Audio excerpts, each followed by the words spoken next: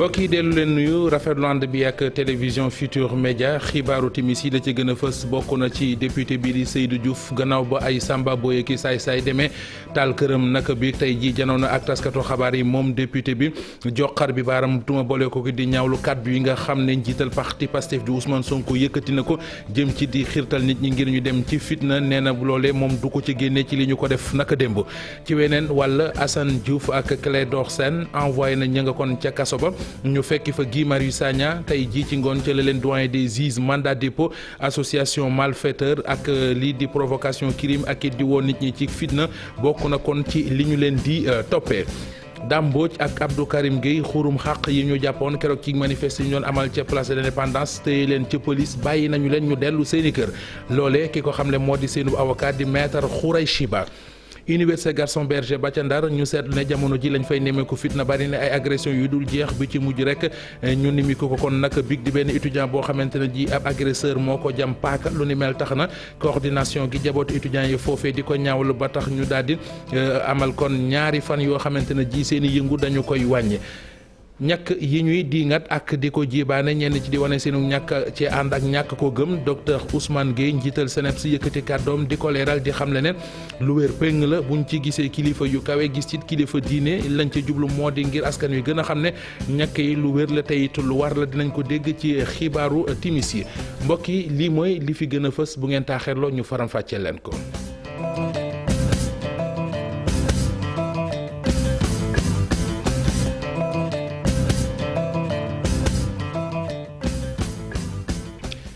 nuyu leen rafetlu ànd bi ak télévision Futur Média député Seydou Diouf gannaaw këram gi nga xamante ne ji nee nañu ay nit yu nëbboon seeni kanam maanaam encagoulé ñoo fa dem démb daal di koy taal tey ji moom xëy na gont na kon janoo ak taskatu xabaar yi moom honorable député Seydou Diouf ñaawlu na li ñu ko def ñaawlu it kaddu yi nga xamante ne ji danañ ko faral di dégg ci njiital parti Pastef di Ousmane Sonko di sàkku ci nit ñi ñu jóg fippu gis na ne la xew këram du ca génneegum loolee ba fekk enquête di ko leeral ab danoo la doon amal ak taskatu xabaar yi la ci tukkee ñu ànd ceeg Ousseynou Thiam Ahmadou Bamba Samb.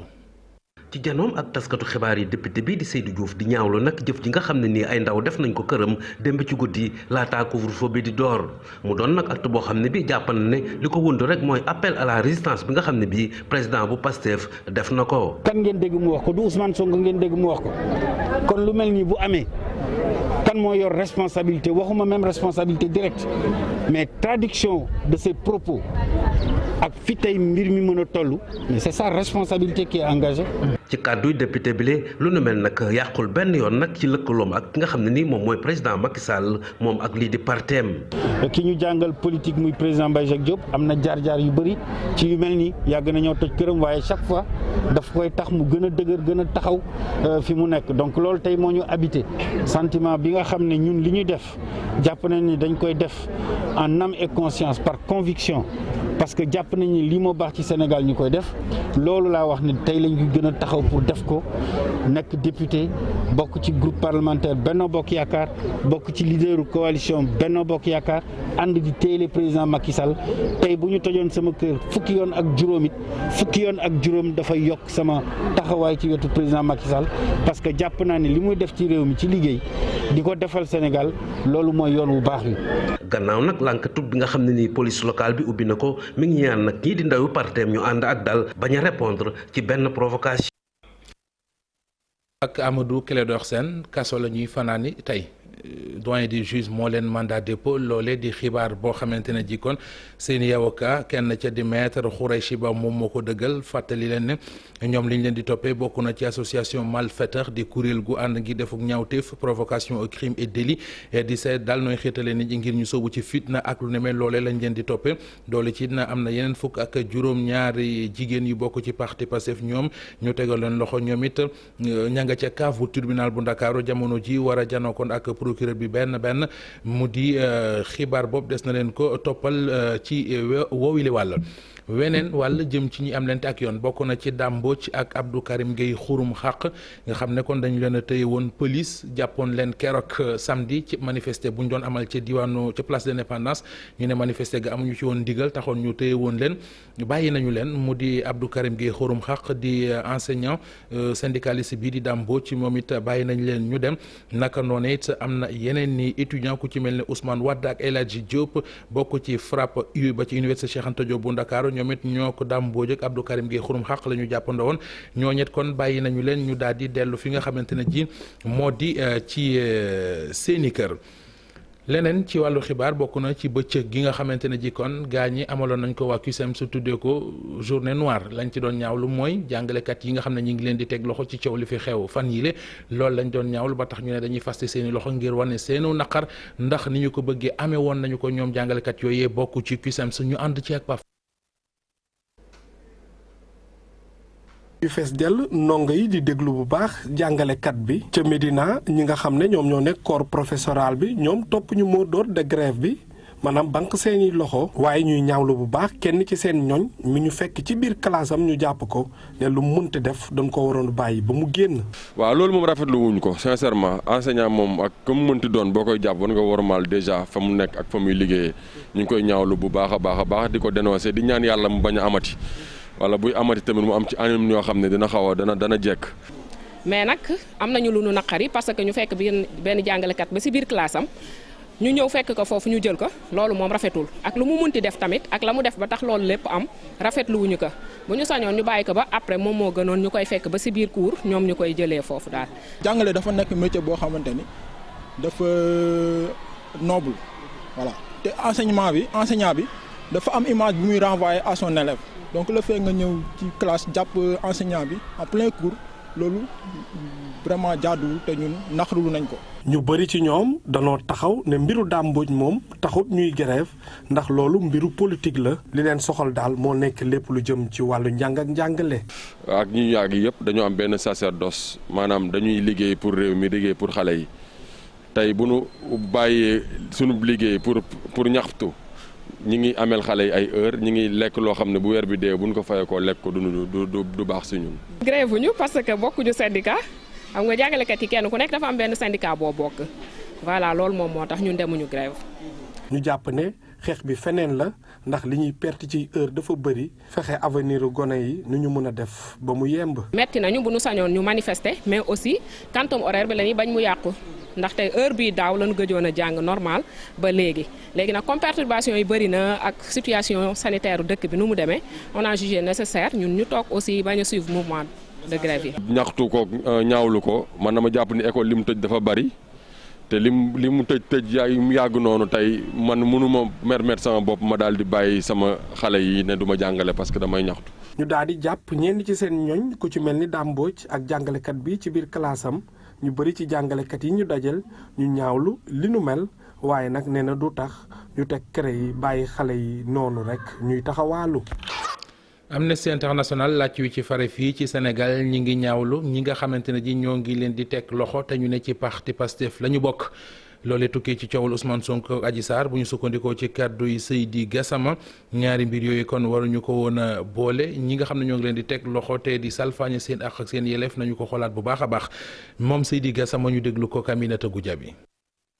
arrestation yomul ci Dakar rek ñu ngi koy def Touba ñu ngi koy def Thiès ñu ngi koy def fu nekk ci Sénégal kon dafa mel ni li ñu ci jublu mooy décapiter Pastef de sorte que parti boobu dinañ ko néewal doole dootu fu mën a nekk naan dañuy contester je crois que loolu képp kuy démocrate nga nekk pouvoir à l'opposition war a ko nangu di wax ne keroog bi nga xam ne ci la procureur gaawantu yónni benn député boo xam ne am na immunité parlementaire te li ñu ko topp du flagrant délit yónni ko convocation fitna bi foofu la commencé ba ci procédure de levée de l'immunité parlementaire parce que état bi su ci amuloon intérêt bàyyi yoon doxal mbir mi sans mu ci interféré wu je crois que ni mën a daal et que manifestation sunaari am bi day doon am manifestation yoo xam ne c'est des manifestations isolées mbir mi dina mujjee ci devant juridiction yi nga xam ne moo nekk ci kaw tribunal sénégalais yi ni fa affaire Khalifa Sall mujjee woon ak ni fa affaire Karim Wade mujjee woon te Sénégal am ci gàcce bu rëy waaye attekat yi moom dañu war a xam ne seen image ak seen prestige bu kër attekat yu Sénégal moo ci loru ndax Sénégal justice Sénégal dañ ko yàggoon respecté image boobu dañ ko war a préserver ñoom ñi nga xam ne ay magistrats lañu waruñu nangu ay politiciens di leen manipuler pour atteindre seen intérêt ñu ngi lancer qu'on appelle la sérénité. Démocratie Sénégal waroon toll foo xam ne mun nga opposé wu te doo ragal ñu dóobu la ci biir kaso mun nga opposé wu nga nekk homme d'affaires doo ragal ñu yàq sa business. mbirum Adji Sarr ak Ousmane Sonko mi ko tax di wax nemmeeku nañu ay nit yi diine yu jóg ngir dox ci tànki jàmm ñu ràññee ci abbé Jacques Seck ak Mame Matar Gueye bu ONG Jamra loolee ndax dana man dara ci yëf yi donte dem na ba ca wàllu yoon ku xam-xama màcc jëm ci yooyu le wàll di Ousseynou Samba jàngalekat la gëstukat la ca faculté droit bu université Cheikh Anta Diop bu Ndakaaru andil na ci Maymouna Ndiaye ay leeral. bu ñuy wax médiation pénale dañ naan mode alternatif de règlement des conflits ñaari dañ la may beneen yoon bu dul yoonu tribunal pour nga mën a régler sa problème ak beneen personne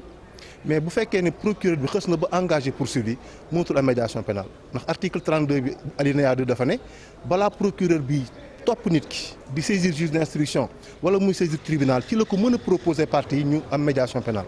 mais bu fekkee ne xës na ba engagé une procédure pénale du moins engagé na des poursuites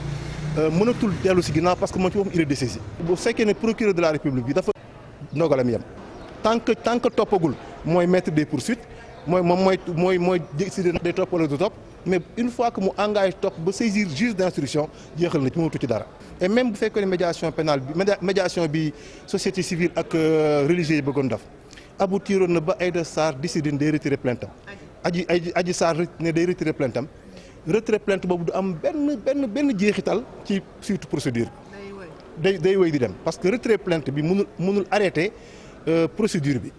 retrait plainte mënul ni arrêter ni suspendre sauf bu doon loo xam ne nii affaire famille la wala une affaire purement privée or viol du affaire famille affaire purement privée. étudiants yi ci université Gaston Berger bu Ndar di ñaaw lu ñàkk kaaraange ga ñu fa nemmeeku ndax la ñuy agressé étudiants yi foofee bari na bi ci mujj nee nañu bërki biig la di étudiant boo xam ne paaka la ñu ko jam ngir ñaawlu ko nag tax na coordination gi jaboote étudiants yi ci joojile daara di wane seen bopp teg nañu seen i pexe Ousseynou Diop Habib Seck. si lu matul ñaari semaine ñuy nemmeeku ci université Gaston Berger bu Ndar ay étudiants yoo xamante ni leen di agressé ak ay armes blanches loolu nag nekk loo xamante ni lu doy waar la bi ci mujj démb la université Gaston Berger bu Ndar ci sànnaar moom étudiants yi jamono gi dañu tiit jàq ñoom nag li ñu daal di wax jëm na ci wàllu ñi nga xamante ñooy kilifa yi ñu jàppale leen bu dul loolu beneen jafe-jafe mën na fa am. doy na waar trop de voilà ñoo ko déggandoo démb rek am na benn cas bu am voilà. benn gars agressé nañ ko violemment waaw te ñi ngi ñaan autorités yi pour ñu ñëw régler problème boobu noonu parce que fii dañ fi ñëw pour jàng déjà voilà bu fekkee nag dañuy ñëw di jàng te on n'est pas en sécurité là ça devient problématique. kay li may wax kilifa yi mooy que ni ñu xoolee mesures yi ñu adopté pour éviter yenn agression yi xam nga université bi dafa rëy vu que université bi dafa rëy. te état bi moom il s'en fiche carrément de ces problèmes. ci seen i gis-gis lile lu metti la ndaxte ay ndong di jàng ñu leen di agressé mën na yàq seen i xel rek te dool itam nit mën na ca faatu. du n'importe quoi mais étudiant bi ngay agressé yorewul dara yorewul benn carte benn ticket la yore boo xam ni pour dem resto añ booy nangu ci booy jël ci moom looy jël ci moom xanaa seen portable am ak ordinateur boo xam ni ci la def ay données te da siy liggéey. ci jafe-jafe boobu nga xamante ni am na ak ndongo yi na nga xamante ni noonu la leen di agressé coordination des étudiants bu Saint-Louis daal di décréter ñaari fan yoo xamante ni duñ ko jàng ñetti fan yoo xamante ni itam dañuy def ngénti tubaab mu nekk nag lu metti ci université Gaston Berger bu Ndar ndaxte étudiants yi ci bare naqaru nañ agression yi nga xamante ni moo fay am jamono ji. njiital service national information éducation pour la santé di docteur Ousmane Gueye indi ay leeral jëm ci ñàkk yi ñuy ñàkk askan wi ngir aar leen ci woppi coronavirus ji am ci ñu ci am xel ñaar am ca ñu koy dingat ma ngay dalal seenum xel ba teg sax ne bu ñu gisee kilifa yu kayu fii ci réew mi ba ci ay niti diine nangu ñu leen di ñàkk mooy day wane ne lu wér la ñu déglu ko moom docteur Ousmane Gueye ci micro Alhassane Ba. mooy wax sénégalais yi ñi ànd ak dal. ñi wóoluñu gëm ne li njiitu réew mi wax lu jëm ci transparence c'est-à-dire jubal ak lu suñu ministre wax muy ministre Abdoulaye Diouf Sarr muy jubal vraiment ci loolu la ñuy dox ba wax dëgg léegi nag gis ngeen ni bi ñuy def lancement bi il fallait ñi jëloon ay kilifa muy kilifa diine muy kilifa aada muy société civile muy waa gouvernement muy ay docteur ñi ñàkk leen pour sénégalais yi gis ni vraiment ñii ñàkku nañu te ñii gëm nañ leen wóolu nañ leen donc lu ñu def lu ne rek ci yoon lañ koy teg donc daañ leen mën a topp ñi ñàkku donc loolu message la woon communication la woon léegi nag du ñàkk mu am ay dérapage yu ndaw yooyu day am du ñàkk waaye suñu jëwrin ba démb rek oote na réunion ci dimanche ba ne nit ñi nañu gën a farlu ci topp ndigal li nguur gi joxe mooy maanaam ñi respecter cible yi donc mooy wax ni rek wax dëgg yàlla bu njiit demee ba dimanche mu war a noppalukuwul mu dëgg askan bi lu mu wax mu oote ne leen kaay leen ngeen taxaw ci li ma leen waxoon ngeen dëgg ci wax dëgg yàlla yaakaar rek lañ ci mën a am.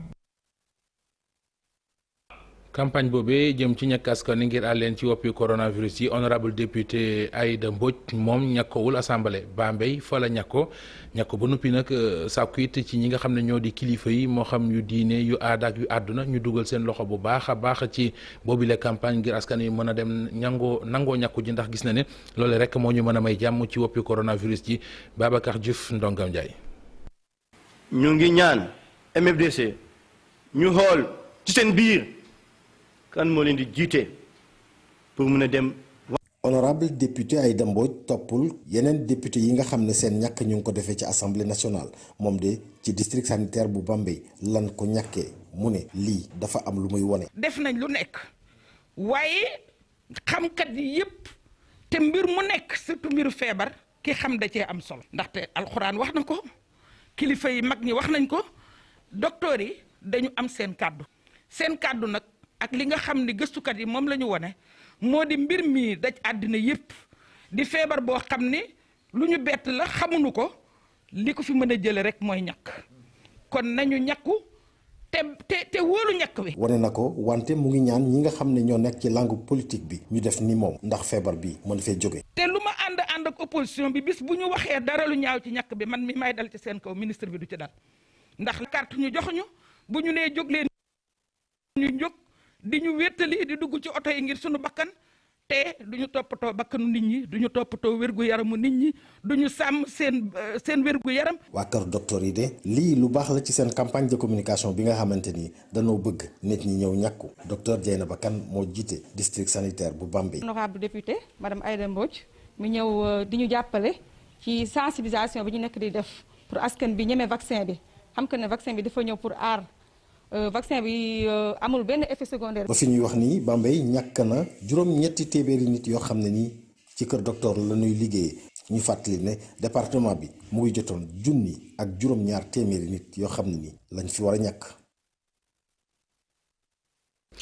carte nationale presse yi nga xamante ne ji ci la ñuy ràññee ku di taskatu xabaar ku ko doonul déposé gi ngir am ko dinañu ko tàmbali fukki fan ak juróom ci weeru mars loole Daouda Mine mi jiite boobile commission mooy ki ko xamle moo teg ci it ne képp koo xamante ne di daal yaa ngi jéem a def na ko sudul noonu ngir am boobile carte de presse baa ngay wut bu baaxul ay daan mën na la caa fekk ñu déglu ko moom Daouda Mine ci micro moom Mamadou Fall. fan ak juróom lañu jàpp ne ci la ñuy ubbi dépôt yi léegi nag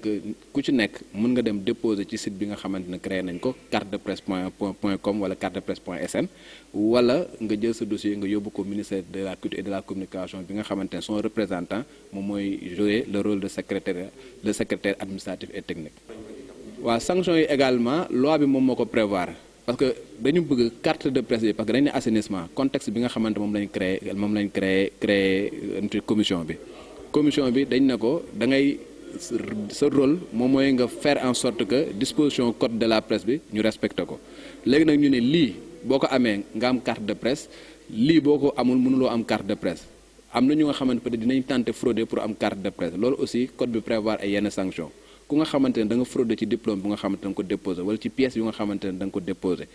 yow ak ki nga xamante ne moo la aidé pour que nga frauder loolu kooku am na ay sanctions yu nga xamante ne code de la presse moom moo ko prévoir sanctions yooyu nag ay sanctions yu nga xamante mën na la yóbbu kaso 6 mois ba ñaari at ak ay sanctions yu nga xamante ne koppar la bu nga xamante mën na dem ba 500 000 francs bu nga xamante ne da nga koy fay. wàllu tàggat yaram football Ligue 1 juróom-ñeenteelu bëccëg bi tey jii Stade de Mbour ak Jàmbaar doon nañu football match bàkk na mu mujj Jàmbaar moo ko gagné leerali Cheikh Sadibou Diarra. Jàmbaar jiitu ci Ligue 1 bi ginnaaw juróom-ñeenti bés néew na ñi ko mënoon xalaat wante Académie Saly bi moo nekk ci bopp classement bi ak fukki poñ ak juróom-ñett am juróomi ndam ñetti témboo nërmeelu benn yoon rek. donc mën nañ considérer que ni jàmbaar performance yi muy def nii ren jii surprise la surtout que ren jii concurrence bi dafa gën a métti. ay xale ñoo fa naw nekk ak entraîneur bu bees Mbaye Badji même si nekkoon na foofu pendant longtemps adjoint wu Gadiaga. donc ñoom amuñu yenn difficulté yi comme yenn club yi di wër ay terrain wala di ko louer ay 1 heure wala 2 heures de temps pour liggéey donc jàmbaar après 9 journées mu nekkee ci kaw nii man bett ma parce que boo xoolee tamit période Covid bi yëpp ñoom jël nañ ay dispositions yoo xam ni ba tëju nañ di liggéey. Boubacar Gadiaga seen entraîneur ba woon dem ginnaaw ay saison yu ñu am ay jafe-jafe classement bi di firndeel ni jàmbaar dañuy liggéey bu baax. am nañ ay xale yu baax yu xarañ te ñoo boo xoolee ñoo nekk ci petite catégorie U17 U20 yi. donc expérience boobu déjà dañ koy indi ci club bi donc day nekk un plus. mu doon équipe bu amul pression loolu war leen mën jàppale ci xëccoo raw gàddu bi. équipe la boo xam ni mën na jël championnat bi parce que xale yi xarañ nañu donc seen formation baax na. dina xaw a teel tuuti ñu ne ndax jàmbaar mën na maintenir rythme bi parce que bu leen fàtte ne aussi même première place bi nii c'est une première place provisoire donc ce sera difficile dina métti trop pour jàmbaar pour mu conserver rythme bi. AS Douanes doon benn équipe bi leen dooragum jàmbaar su wéyee ci yoon woowu ba phase retour bi dina bokk ci ñu war a xaarandi ci jël raw gàddu bi. Génération Foot moom it dafa duma ASC Jaraaf 2-0 entraîneur bu Génération Foot di ki nga xam ne moo di Djibi Fall di xam le ne li leen ko mën a may daal moo di pexe yi ñu teg ba tey mujjula leen njariñ ca jamono jooju Moussa Diatta mi entraîneur bu ASC Jaraaf moom jàpp ne arbitrage bu tegewul ci yoon moo leen xañ boobu les max ñu déglu seeni kàddu ci micro Cheikh Sadibou Diarra caméra Amadou Ba. xamoon nañu Jaraaf am na milieu terrain bu baax buy football am aussi attaque bu am doole maintenant. il faut que ñu gagner bataille yu milieu terrain bi il faut que aussi sur ci côté yi ñu défendre bu baax pour mën leen a contrer loolu aussi suñuy joueur def nañ ko bu baax waaye nag bi ñu leen waxoon aussi mooy ci transition yi maanaam ñu gën a appliqué wu parce que suñ ko defee rek am nañ attaque boo xam ne mën na gêner défense Jaraaf bi et yàlla dimbali nañu ba ñu am réussite. mooy affaire de kawas couleur yu ute ak yooyu dàq na suñuy joueur ñu gën mais bi mu ne ba ci biir match bi ba mu xamante ni match bi presque plié nañ ko. muy soog a dellu ci décision boobu pour xool beneen équipe bi dama ne ndax arbitre boobu dafa ñëw pour arbitrer ñaari équipe wala dafa ñëw arbitrer benn équipe loolu tax ma ne mais n'empêche Génération Foot dama leen di féliciter parce que c'est une victoire une belle victoire beneen affaire bi mooy premier but bi ñëpp gis nañu fait de jeu bi am hors-jeu bi mais arbitre yi nga xamante ne duñu Aliou ñëw mukk ñu ngi toujours en retard. commune bu Dexkale dina am ci lu yàggatul dara terrain gazon loole maire ba di Cheikh Gueye moo ko xamle ba sax jote waane maquette bi terrain boo xamante ne ji lañ ci bëgg a def ci koppar toll na ci ñetti téeméeri million ñu déglu ko moom maire bu Dexkale di Cheikh Gueye ci kàddu ci leeral yi nga xam ne andi na ko ci boobu le terrain. bu sottee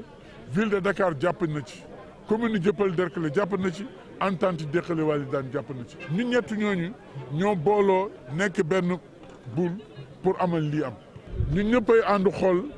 ban anam lañ ko mën a sàmme ba mu gën a rafet lépp lu ci ñor génn ci ñu delloo war ko ci ñi nga xam ne ñooy tàggat yaram projet bi mi ngi tolloogum fu ñu toll ci 300 millions mais am na yenn investissement yu ci war dolli si ndax ren même suñu budget prévoir nañu defar ay versaires am na benn société bu ñu waxtaanee sax suba lañ ko war mat àggale prévoir nañu jàppale ñu pour defaraat terrain basket bi at bi passé lañ ko waroon defar mais bi mbas bi ñëwee dafa wàññi seen doole loolu yëpp ñu ngi ciy def ay jéego pour wane ni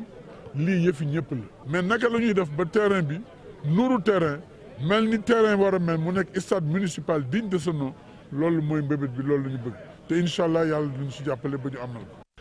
maire bu Dieuppeul Derklé di Cheikh Gueye kàddoom yooyu moo tëj xibaaru wolof fii ci télévision Futur Média 20h di ngeen ànd ak Chérif Cheikh Ahmed Tidiane Diop ci xibaaru tubaab yi. yàlla ñu yàlla daal di jàmm mbokk yi ñu fanaan jàmm.